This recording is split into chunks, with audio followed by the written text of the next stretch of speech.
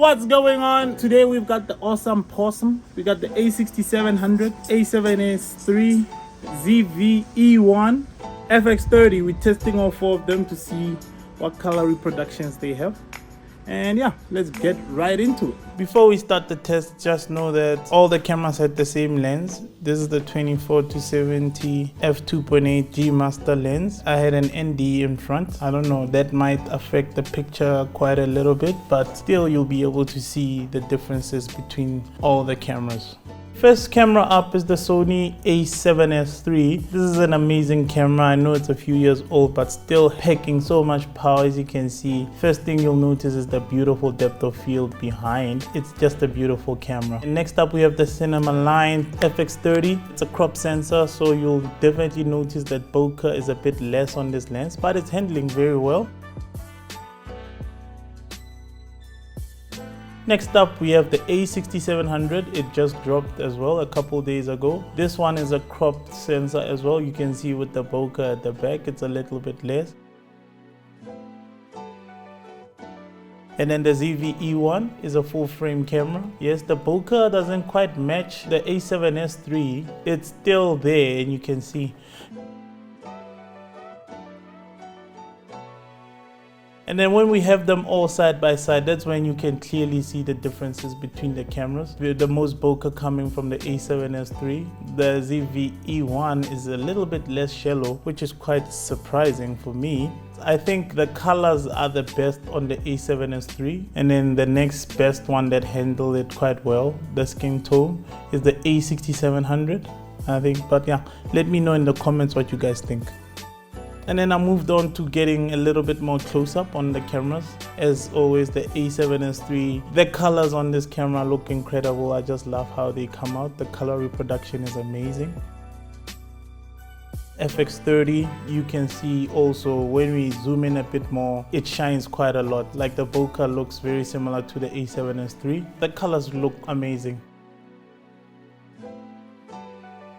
A6700, I like how it handled the color on this as well. I think everything came out the way that I expected. It's quite interesting what it looks like. And then the ZV-E1 looks a little bit soft there. I'm not sure what happened. I might have had the beauty filter on. Sorry about that. But yeah, I think it also handles quite well when it comes to the close-ups. And then when we put them all side by side, that's where you can clearly see which one is your favorite. I think the A7SIII had one of the best color reproductions. And then the FX30, I think, is the second one that did really well. I moved on to doing a slightly darker skin just to see how the cameras handled. Starting off with the A7SIII, it handles darker skin quite very well. And then the FX30, I think, apart from the depth of field, I just really love how the FX30 got the color reproduction on this one. Look at those greens at the back, they're punchy. And then the A6700, when I checked it out, I don't know, the background was a little bit darker on this one. I don't know what happened. It handled quite well, and we have a little bit of noise there in the back.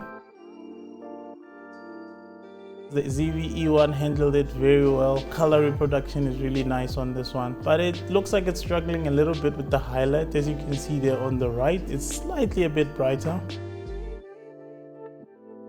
But yeah, when we put them all side by side, I think you can check which one is your favorite. From here, I would say the A6700 looks really nice, even though the background was a bit darker on that shot. Then we moved on to a close-up of the same setups, starting with the A7S. It looks really nice. I love how the colors punch out there. And then the FX30 as well handles this quite very well. It looks beautiful on the 24-70 f2.8 lens.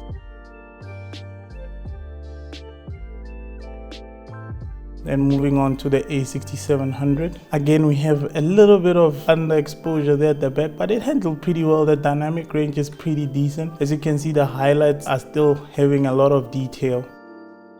The ZV-E1, the highlights looked a little bit hectic on this one. I'm really certain that I might have had the beauty filter on, but yeah, it still looks pretty impressive. and then we put them all together just to see. Just pause for a second, guys, and see which one you think had the best picture. Let me know down in the comments. I'd love to hear from you guys what you think. I really enjoyed doing this test. It was quite interesting. Thank you to Benz, and as well thank you to Terrence, my neighbor. I literally just called him up to come and help us out, just so we can get like a fair skin, lighter skin tone, so we can have a good test of both darker skin and lighter skin. Thank you for watching. I'll see you guys on the next video. Please consider subscribing and share this video with your best friends. Peace out.